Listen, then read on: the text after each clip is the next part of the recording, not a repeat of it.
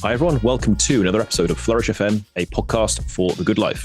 Our guest today is Dr. David Radosevich. David is a psychologist and a coach specializing in high performance, leadership, and team culture.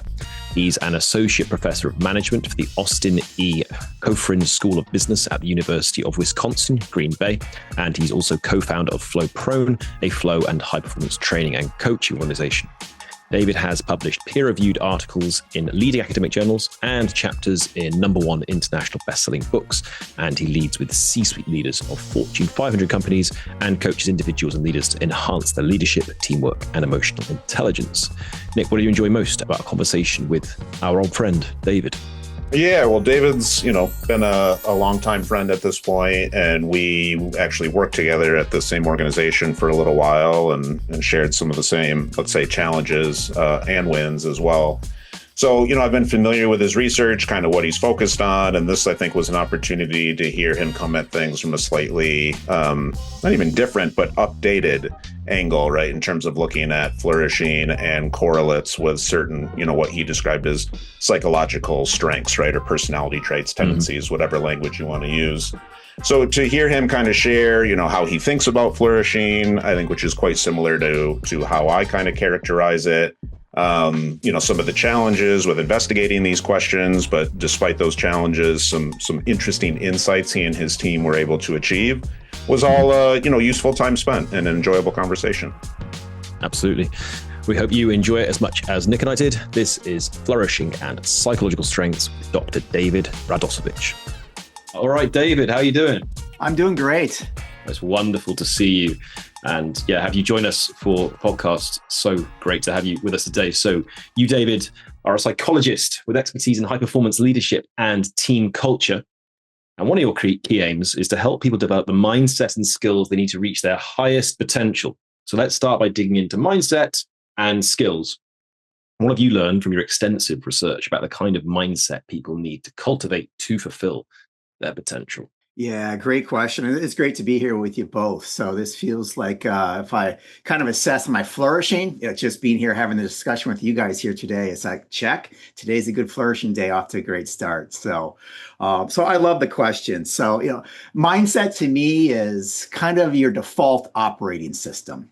Right. So it's how we interpret the challenges we encounter every day. So how do we process feedback? Is it a gift or is it something we put up our defensive walls against? It's also how we bounce back. So it's this whole collection of our default operating system. And in the research that I'm going to discuss today, I'm going to narrow it down into something a little more specific. And I'll talk about goal orientation as a primary family of mindsets, right? So we have learning goal orientation, simply put, that says, let's get better internally. How can I master it? We have this performance prove mindset or goal orientation. So how can I look good relative to others? So there's this external standard and I just want to look good. And then conversely, there's this performance avoid goal orientation, which basically says, just don't look bad. So it's external and you just don't want to look like a failure. So within the context of what we're going to discuss today, that's where I'm going to kind of start in terms of this mindset, in terms of it's our operating system. It's what we show up with and how we're going to process the challenges that come at us throughout the day. And are we better or are we worse because of our operating system? So you mentioned high performance. So I've dealt with people on both ends of the spectrum, of the continuum, from people who are really struggling and just don't have it to some of the world's best, as you guys have as well. And there are some hallmark features of those who seem to have the mindset to really get after it. And some of the hallmarks that I've encountered are they have this ability to frame things positively or optimistically at the outset. They seem to do things to build up their efficacy or their confidence, like, I got this. And then when they encounter that hurdle, and if someone doesn't get punched in the face or encounter a hurdle, I say, hey, you're playing in the wrong ball game. You got to level up. So to me, what I see from people who are getting after it in life, they encounter these challenges head on. And then they get knocked down. But those that get knocked down and succeed, they're much quicker at processing. All right, that was just feedback. Let me try a different strategy. And then they actually celebrate the wins real quickly. They don't go in that performance mindset. What's next? What's next? Let me savor this for a second.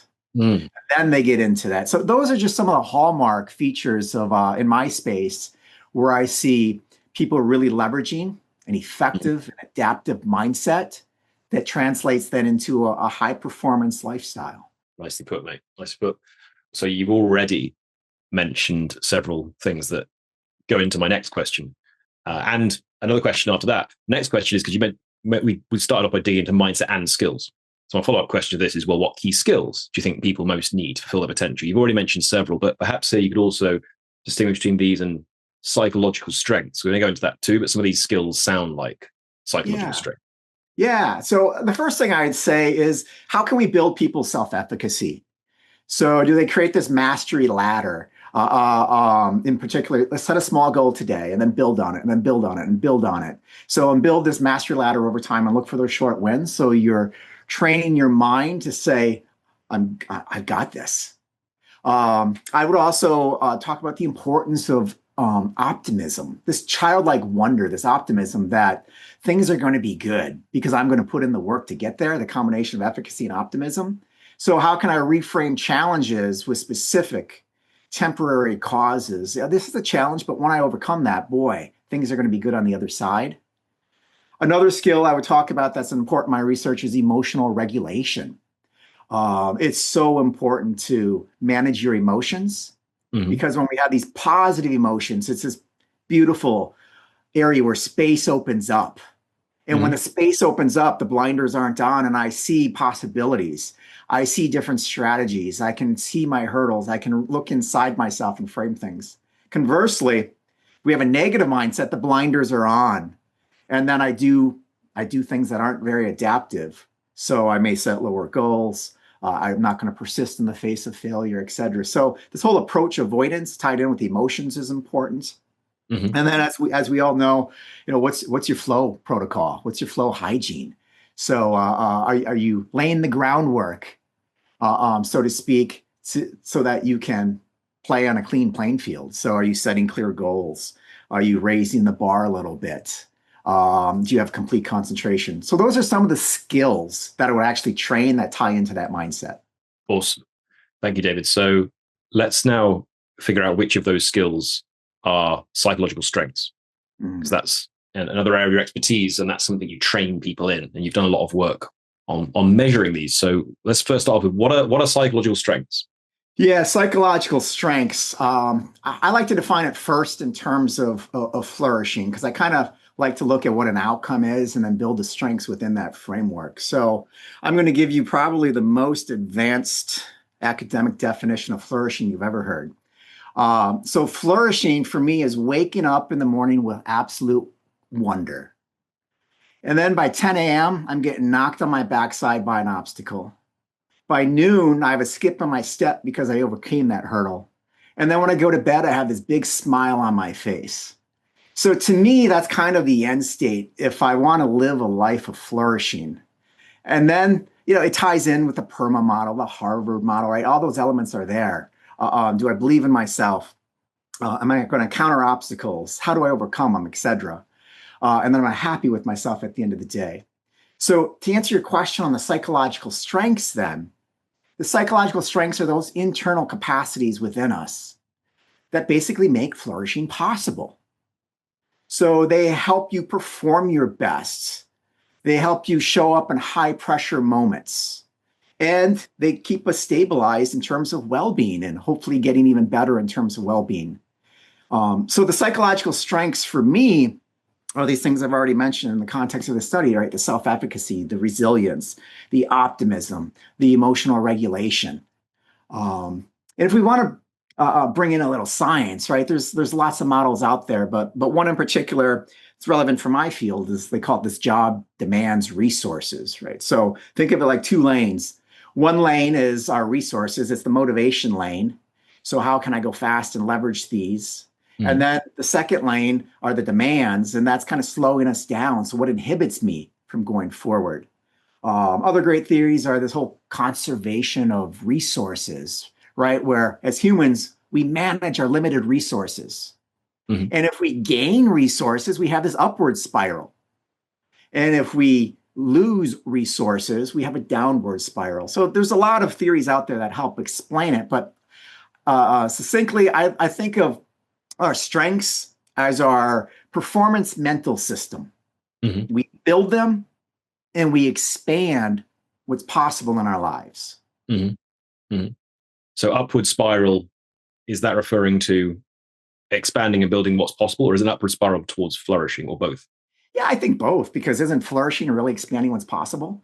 I think, if flourishing is a static dashboard, life might get a little boring. So, I like to think of flourishing as the goalposts are moved on me once in a while. So I've gotten better here. So I need to up my game on how I define flourishing. So I think of an upward spiral as something that's exciting, Mm-hmm. something that's challenging. So mastery is built into it. And then I know that the mental mechanisms I need to get there are really the psychological strengths that I can work on a Mm-hmm. daily basis. Nice. So before we go any further, let's tie all this together so far. Because you start off by describing mindset as like your operating system, right? And then we've got the skills and the strengths, and these are contributing towards upward spiral, towards flourishing and increasing freedom. How do you see these three kind of linking together? We've got mindset, skills, psychological strengths. Yeah. Well, they go hand in hand, don't they? So, we have to start with the mindset, the belief, the operating system, and, how up to date is your operating system? Are you working on 1995 Windows, or are you working on the new one? So we want to make sure that we're upgrading our operating system, our mindset to kind of match the skills we need. And then those skills are the tangible things that Bandura has been researching. That positive psychology, Marty Seligman has been going. All those things that there's a lot of data on, that as scientists we can kind of hang our hat on and say, well, if you do this, the science says you'll get positive outcomes. Mm-hmm. And then to me, the flourishing, I love this as this field continues to blossom, is kind of the I don't want to say end state because it's so final, but kind of a destination, and the destination constantly should change and get better and better and get more wonder. So to me, it's a cycle where they all tie into each other, and then they can kind of enhance each other as well. Mm-hmm. Awesome. Thank you. So in your work, David, you describe psychological strengths as both protective and promotive. And I think the latter of these is also going to help understand that relation. You described it further. What exactly does this mean, and how are psychological strengths protective and promotive? What do they protect us from, and what do they help promote? Great question. So, I use this analogy, I'm a big sports fan. So think of yourself as trying to be a championship team. You need both a strong defense and a strong offense. So if we look at these psychological skills as promotive and protective, basically the protective strengths are your defense. They guard against burnout. They guard against stress. So in the data in our studies, we're finding that resilience and emotional regulation and self-efficacy show up as defenders.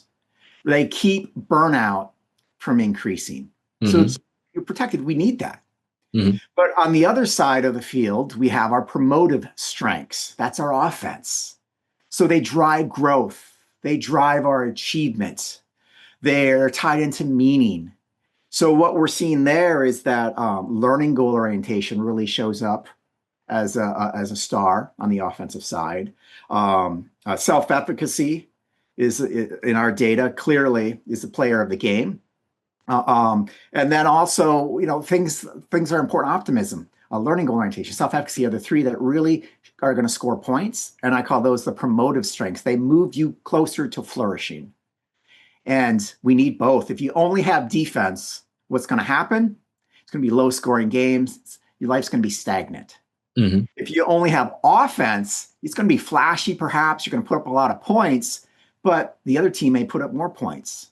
Mm-hmm. So sustained flourishing really needs both a good offense and good defense. You need those protective factors, and you need the promotive strengths as well. Gotcha. So an example of a protective strength would be, say, resilience, and a promotive strength would be self-efficacy? Yeah, what we're finding early in our data set is certainly resilience is our biggest defender. It's a great defensive one, and optimism is mainly offensive. But our two-way player, both offense and defense, is self-efficacy. Right. Self-efficacy, we're finding, has both positive impacts on flourishing and also protective effects against burnout. So we have one of those rare two sides of the ball, right? The Deion Sanders or the Travis Hunter, right? That can go both ways and really show up and play. And that's where self-efficacy is coming out early in our data. Awesome. We should just say for listeners, so self-efficacy is the capacity or the belief you have in your abilities to execute tasks, to fulfill your goals, to get done the things you need to get done. And that's fascinating research that reduce the risk of burnout. Interestingly, your colleague, Alison Jane Martinjano, recently interviewed, she talks about how her research has shown that empathy of certain forms is also protective against burnout. In case you want to add that to your repertoire of things you're investigating. Fascinating. Yep. David, what's the data you keep referencing? Because that's a lot of where my questions are. Is what, I want to know why you're pulling, these two or three, and I think we're probably using shared language, but probably in slightly different ways, and we can get super nuanced and nerdy in there. But just tell me more, like what you've referenced data a couple times. What are you talking about? Yeah, so I ran a series of tests. One study was almost 400 folks. The second study, a follow-up study, was about 350-ish folks. And there's some papers we have under review. So Great. The premise of the study is helping students and employees. And we have a unique situation. I don't know how unique anymore, but at our university, I think the statistic was over 80% of our students are working full-time. So we didn't find much distinction. Students and the workers, but it's that Midwestern pull yourself up by your bootstrap, go get a job and pay for your tuition along the way. So we were looking at both those populations, which ended up kind of being one at the end. But yeah, we just assessed them with some data, some surveys asking all these questions about their psychological strengths, their levels of burnout, their levels of flourishing, and how they tend to operate under moments of high pressure. And so these are correlations we're talking about at minimum, or, if you can share a little bit about analyses you're going through, and maybe that'll lead us into more kind of, how you teased out things like optimism and self-efficacy and resilience and emotion regulation. Because in my head, I'll just tell you where I'm coming from is like, you know better than most. There's so many taxonomies of strengths, right? And they serve a lot of purposes and a lot of different contexts. And we're talking about, I think, a pretty specific and clear definition of flourishing and strengths that lend themselves to those. And so I'm curious about process and what you're looking at and kind of what you're pulling from, if that makes sense. Yeah, so we use validated measures for flourishing, self-efficacy, all those things. Then we ran structural equation modeling on them, so some advanced things, and they're under review now. And so what we were doing was we were parsing out which ones don't show up on the field and perform, and which ones do. And based on our data, we're focusing on those highlighted ones as well, that really show up and really predict. So we were finding some variance accounted for flourishing over 25% with some of these variables. So it's capturing a large piece of the pie in terms of what predicts burnout and what predicts flourishing. And not trying to like do a dissertation defense here, but now I'm curious about the categories when you mentioned the flourishing versus burnout. I imagine there's a Venn diagram where those strengths are terrific for both, but probably some distinction as well. Yeah. Is that where you're getting the protect and promote sort of dynamic to an extent? Well, that kind of came out after the fact, and we saw how some of these standard variables show up. So we know if we're trying to predict what mitigates burnout and what enhances flourishing, what are some of those timeless variables that have always shown up. It's my belief in myself, my self-efficacy, my resilience, et cetera. And those things really matter. So the protective and the promotive, the story kind of unfolded a little bit in terms of what the data told us. And it told a nice story that, most research, and I've been doing this, I think I did the math, about 26, 27 years I've been teaching. And it's always, it's a slow progression. But I think one thing as academics we have to do is tell a better story. How can it be more accessible? And that's where the protective and promotive kind of came out a little bit. And then research will guide us even more so and say, what are those categories? And can we get more specific and fine-tuned in what is, the best offense you can put out? And as we know now, some of the best offense, self-efficacy, flow states, et cetera. We'll talk about some of those in future questions. But just letting the data kind of guide us and tell us what's showing up in this particular population as we measured it here. Yeah. The maybe my last question about kind of the details here, but in your definition of flourishing, there seems to, you correct me if I'm wrong, an element of striving, right? And you know me well enough. Like I hear anti-fragility in it even, right? There's some growth from challenges and some of the unpleasantness that comes with that, but there's meaning and you're being resilient, you're navigating and you're overcoming.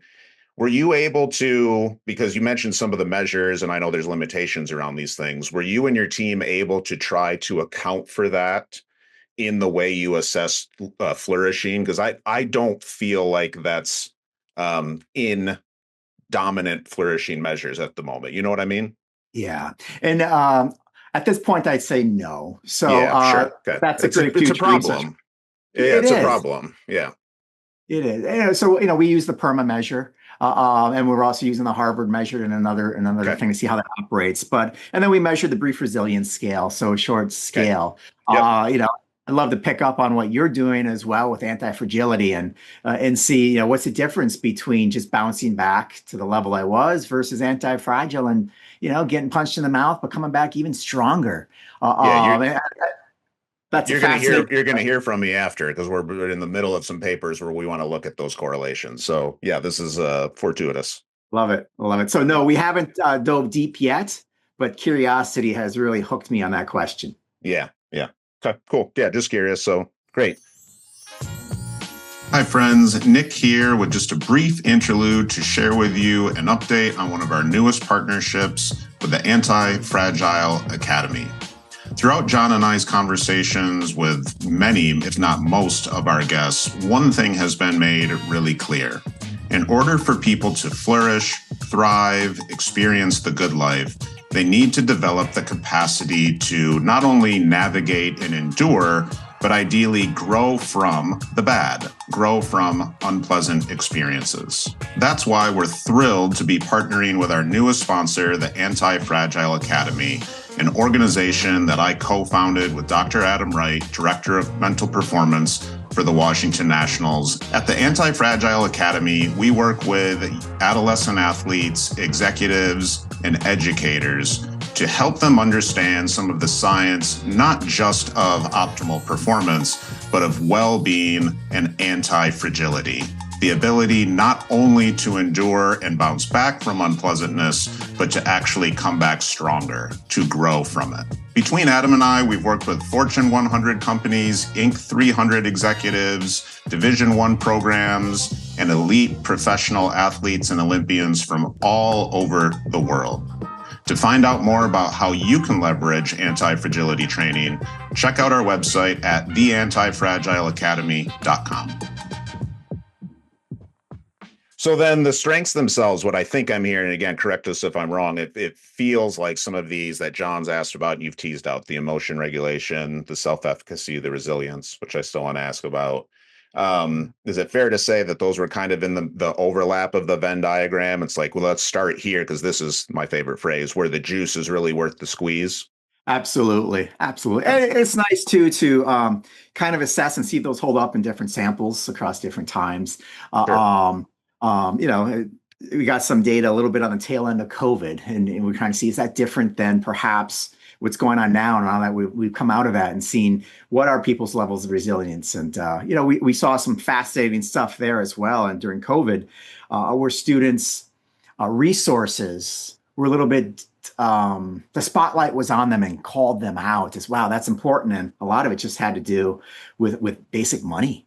Do I have enough to pay the bills? And that really rose to the top. Whereas with working adults, not so much. Yeah, makes sense. All right. So I'm going to move us from theory, which we mostly discussed so far, and defining key terms and so on, into some practical strategies now as well. So we've got a number of key psychological strengths on the table: self-efficacy, emotional regulation, resilience. Just mentioned anti-fragility as well. Since you described how powerful self-efficacy is for reducing the risk of burnout, let's start with that one. What are the most effective ways, David, you found to build self-efficacy? Yeah, it's fun. I always go back to when I was teaching, coaching, fifth grade girls basketball. And to me, that kind of gets the basics of how do you actually build these at a simple level. And it starts with the belief that, I can do hard things. I can do this. And so you build it, and I always bring it down to the Sesame Street level first, and then build it back up to more complexity, because I think even working adults have a hard time with it. Mm. So specifically, you can build it by first framing your mindset that I can do this. I've done hard things in the past, and I can do this hard thing today. And then you can get very granular with self-efficacy go and self-efficacy for a specific component. So in the basketball example, well, I have high self-efficacy that I can dribble the basketball, Mhm. but I might not have high self-efficacy that I can rebound. And so we break it down by subcomponents that they can manage, and then start folding that into their overall game as well. So the same type of mindset and approach would apply for all of us. So if you're not feeling particularly confident, how can you chunk things down and then set a goal that stretches you on a micro task? And then build that self-efficacy muscle over time, and build this kind of cascade of mastery exercises over time. And then to me, self-efficacy, if I were to simplify, it really comes down to one of the most important things is our self-talk. The words I say to myself matter so much. So the framing that, yes, this is going to be hard, but I've overcome hard before. And I see a strategy or a backup strategy as well to overcome this obstacle, and starting to train people in that fashion. So a lot of it is self-talk, a lot of the general before you go into the specific areas. Is this something that someone says to themselves before they approach a task as a daily ritual? Have you found any good strategies for how you go about doing that? Yeah, self-talk's one of the components, right? Then we also have monkey see, monkey do. So watch other people do it great. So if the situation arises, so in the workplace, I'll often show examples of someone doing a task very poorly, someone doing it average, and someone doing it excellent. So they can see differences, and they say, I can see the subtle difference about how good went to great. So that's also a form of self-efficacy. And then giving them practice, as Bandura says, is another driver of self-efficacy. So let them fail, coach them with immediate feedback, have them try it again and learn it. So those are some mechanisms that we can really use to enhance that skill. It's because we're going to talk about optimism too, and resilience and emotion regulation. I think it's very tempting. I think maybe this is a Western thing. In fact, I know to a certain extent it's a Western thing to try to figure out a linear relationship.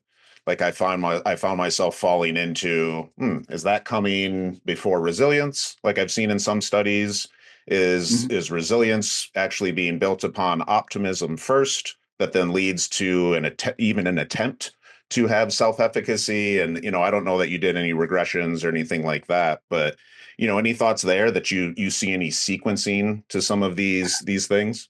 It's a great question. And so, yeah, in some of our models, our literal models are finding some mediators and double mediation as well. And things we're finding are, I always start with kind of the mindset, right? So the learning goal orientation, where are you at? Let's frame that. So before a practice, before a work session or in a coaching session, let's frame that. Are you just trying to get better? Or are you just trying to compare yourself to your teammates or your coworker or other external standard? Then the next domino I would want to fall is the self-efficacy. So specifically, if people don't have that self-efficacy built, that domino, they can't do that mastery ladder. Then the next domino might not fall. So goal orientation, first domino, self-efficacy, second domino, and then the third domino I would focus on is optimism. So can I train people That's with interesting. I got it at the front, but keep going. Keep going. Yeah, I want to hear this. We tested for that as well. Okay, I want to hear this. Yeah, lay it on me. And so what we were finding was that self-efficacy is here and now motivation, and optimism is future-oriented motivation. So I think good things are going to happen. So it's interesting. So you think it's okay. So you think it's motivation, future-oriented motivation. I would not describe optimism as motivation. I think that's the distinction, because as soon as I heard you say learning orientation, I said, well, they're optimists. Yeah. They're already optimistic. And you and I are probably just using it in different ways here, but that's where my head went. Yeah. Well, in this context with the goal setting, so optimism serves as a wonderful buffer, and that was my original thought too. And it may be as we tease apart some of the data and put other variables in structural equation. Structural equation modeling is the Yeah, boss. It yeah, tells you, yeah, theory be damned. This is what the data says. yeah. So If it's linear to begin with, right? Yeah, that is correct. So in our in our data, uh, um, self-efficacy seemed to be that domino that then knocked over the optimism as well. That interesting. I can flourish, but I'm not going to stake my career on that's the path. But it's just an interesting data point to say, how are we questioning this, and how do people process this? Yeah, yeah. And then after How, that is teaching. Go ahead. oh, I'm curious how you assessed optimism. Yeah, we just used a quick item from the IPIP International Personality Item Pool. So that's something we may go in and fine tune a little bit more. But at least it gave us a snapshot of how Gotcha. people are. What do they have? Rose-colored glasses or black-colored glasses? Right? How do they view the world? Are good Yeah. things going to happen to me? And as we diagnose some of that, perhaps if they have higher efficacy, I believe I can. Then that may trigger, I believe good things are going to happen as well. So it may be of mastery, learning goal orientation on the front end, and optimism here with self-efficacy. Maybe that's a different way as well in terms of how we might coach someone. Yeah. Because in a lot of my coaching, I find that when I present big concepts like flourishing, right? That's massive. It has to do with your whole life. Or, optimism, great things are going to happen. Maybe we have to go micro size on it and build smaller skills that lead up to it so that they have the confidence to view optimism from a different vantage point on the mountaintop. The Not when vantage they're point. stuck, Oh, I'm sorry. No, I thought you were done. Sorry. yeah, not when they're down in the valley, but perhaps when they've gained a little bit of traction, mastery up, and then maybe optimism looks differently. Absolutely. And it's that vantage point is kind of what I was thinking about too, because I'm going back to the language, which I like, which is, promoting and protecting. Where Mhm. do you think some of that line is? And I wonder if you found any of this in your data set, because I agree with everything you said, and the research is very clear on optimism, right? But it requires pessimism to take protective action, Yes. right? Yeah. So how do you tease out some of that balance? I think when it comes to mindset, you mentioned, great phrase, rose-colored glasses, right? In a way that maybe is problematic. Yeah. And so our only tease was controlling for a positive and negative affectivity. Negative affectivity. Do some people just go through life as the Debbie Downer?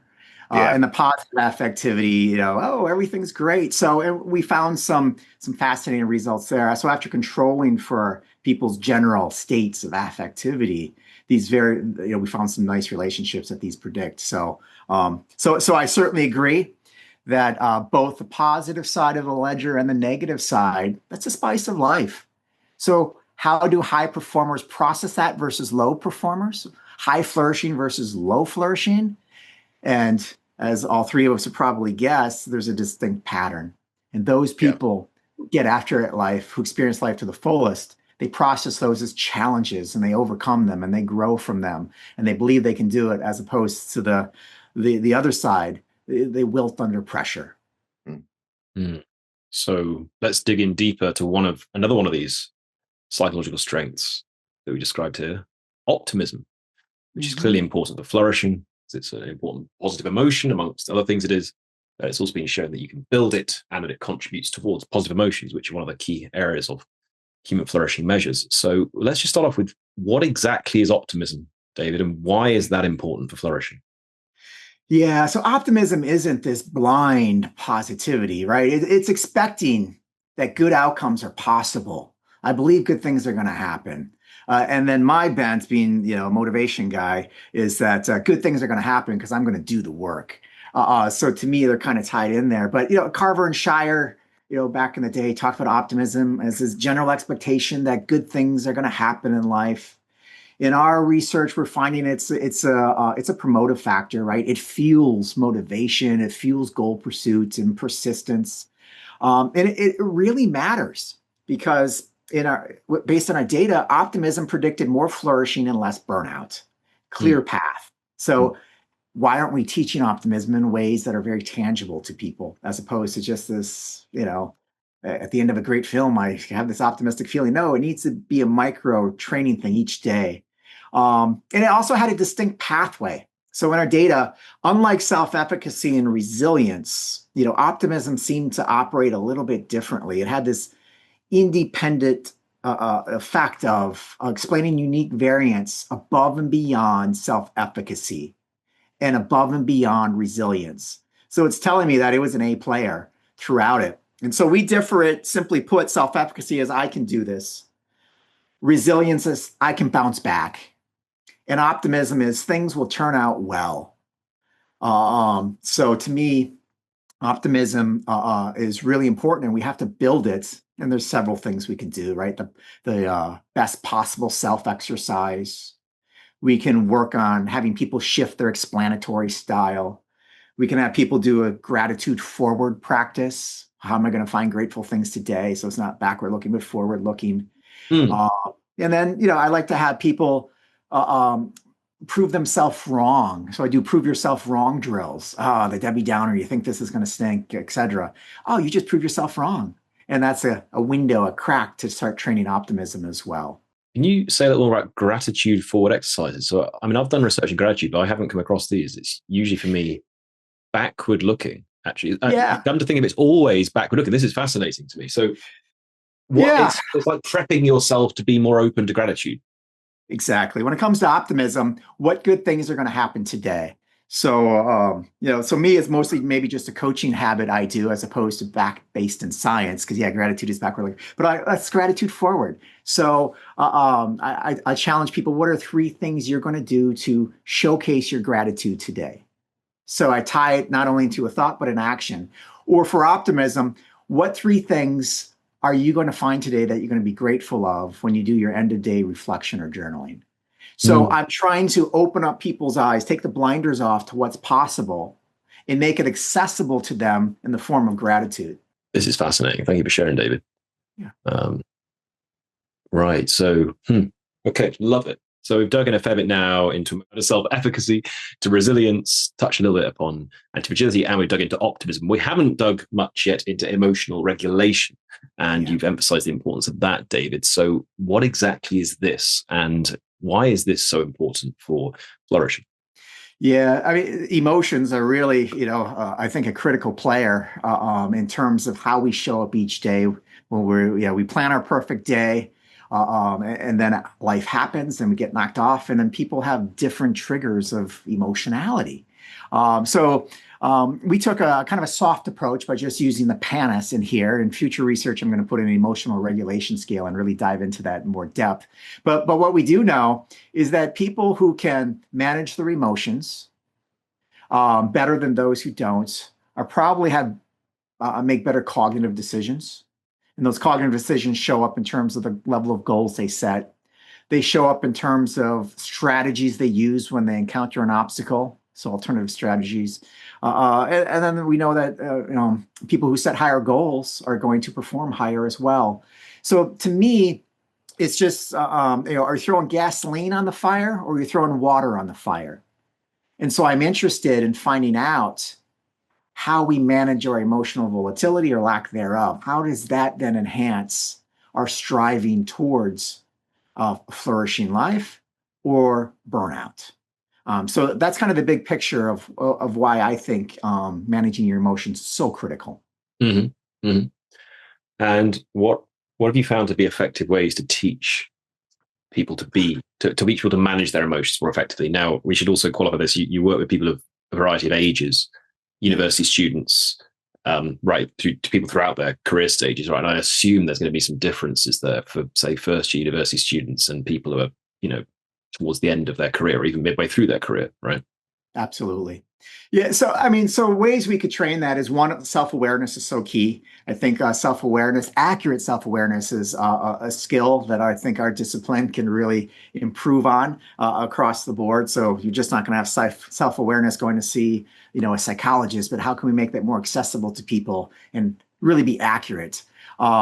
So training it then is first that self-awareness, and then second, proper strategies. So, first thing, control the physiology.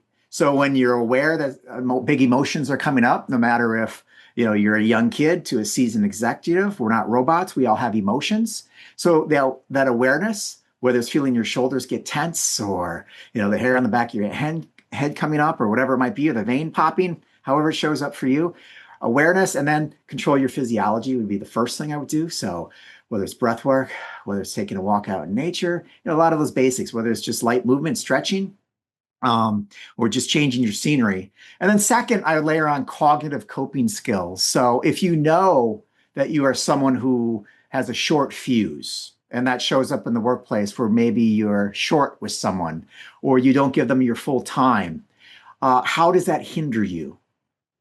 So you're showing up as a leader who's not probably on his or her C game as opposed to the A game. So what strategies can you do?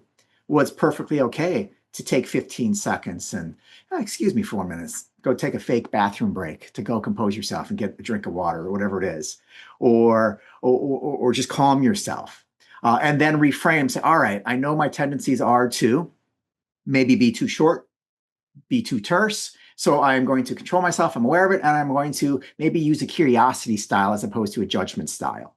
So teaching cognitive reframing, and then from there, start building on other tactics. So to me, it's an important lever that I'm curious to explore more in future research. Nice, man. Nice. Right. So one final question for you, David. This is our signature question, which we ask all of our guests. Yeah. It's called our flourishing question. What is one lesson on flourishing that you want our listeners to walk away with at a practical step, putting it into action? Oh, great question. So I guess I would say this, flourishing is a full game. It's a full team sport. You need both offense and you need defense. So build your defensive team with all stars, right? So work on building your resilience, your anti-fragility, work on your emotional regulation, and work on your ability just to absorb pressure. Can you operate in high pressure situations? And then build your offensive team. So make sure self-efficacy has that captain's logo on from our data. It really shows up.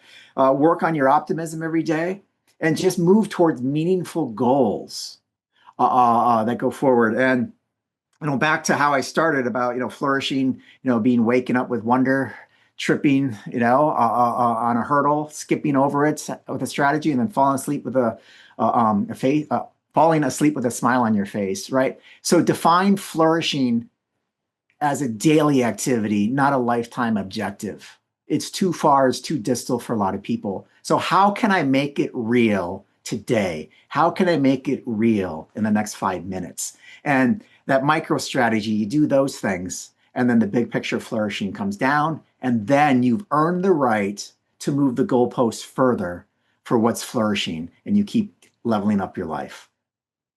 Nice. Beautifully put.